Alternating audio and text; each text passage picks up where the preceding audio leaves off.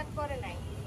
আমার হাজবেন্ড বলছে location add না করলে আমি যাতে বাধ্য হয়ে যেতে পারবো না, ওভাবে ওভার এরিয়াতে নাই, এভাবে বলছে আমার হাজবেন্ড।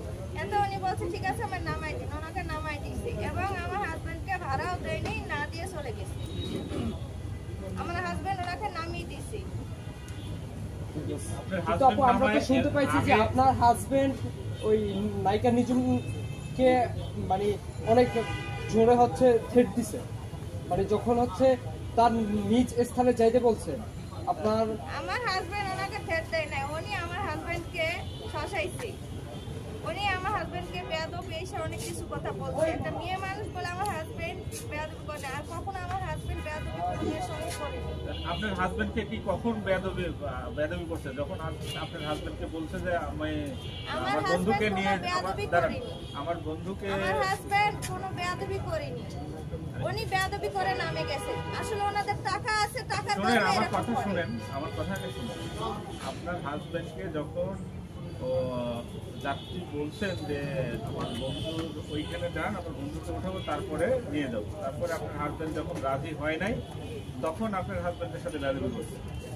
জি জি উনি বেয়াদবি করছে, আমার হাজবেন্ড কিছুই বলে নাই। আমার হাজবেন্ড বলছে ঠিক আছে ম্যাম আপনি না তাহলে আপনাকে নামাই যান, নামাই দিছি। আমার হাজবেন্ডের নামানোটাই ওনার জিদ, যে একজন সামান্য ড্রাইভার হয়ে আমাকে কেন এভাবে নামিয়ে দিল। থানায় কবে ডেকেছিল? এজন্য উনি আমার হাজবেন্ডের নামে এত কিছু। ঘটনার কয়দিন পরে তাকে থানায় ডেকেছিল আপনার হাজবেন্ড? ঘটনা হয়েছিল আপনার মঙ্গলবারের 12 তারিখে। হওয়ার পরে আমার হাজবেন্ডকে ডাকা হয়েছে রবিবারে। তার একদিন আগে ডাকছিল, থানাতে নাকি চিঠি করা হয়েছিল, সেখানে ডাকছিল, এখানেও যায় গাড়ির মালিককে নিয়ে। তার মানে ঘটনার 4 থেকে 5 দিন পরে থানায় না ভাই জি বলতে দেন। হ্যাঁ বলেন, একটু বলেন। থানায় কবে ডাকছিল বলেন, মানে তারিখটা উল্লেখ করবেন। রবিবার 26 তারিখে। রবিবার 26 তারিখে আমার হাজবেন্ডকে ডাকা হয়। আমার হাজবেন্ড যদি অপরাধী হয়ে থাকতো তিনি তো পালাই যেতেন, তিনি তো পালায়নি। কেন পালাবে? তিনি তো অপরাধ করেনি, কিডন্যাপ করে নিত, তাকে তো নামাই দিত না। আর গাড়ি যদি 100 স্পিডে গাড়ি চালাতে তাহলে কেন সে স্লো করবে? কিডন্যাপ করার উদ্দেশ্য থাকলে কেন তিনি এই করবে?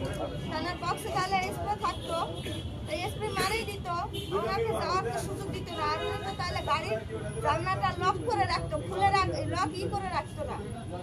লক তো খুলে উনি আর আউজ করতে পারতো না। উনি যে এসব বলছে, নিজুম মুমিনা যেটা বলছে যে গাড়ি যেদিক থেকে যাওয়ার কথা ছিল, যেদিক থেকে সে যেতে বলেছে সেদিক থেকে না গিয়ে উল্টা পথে গিয়েছে এবং যে রাস্তা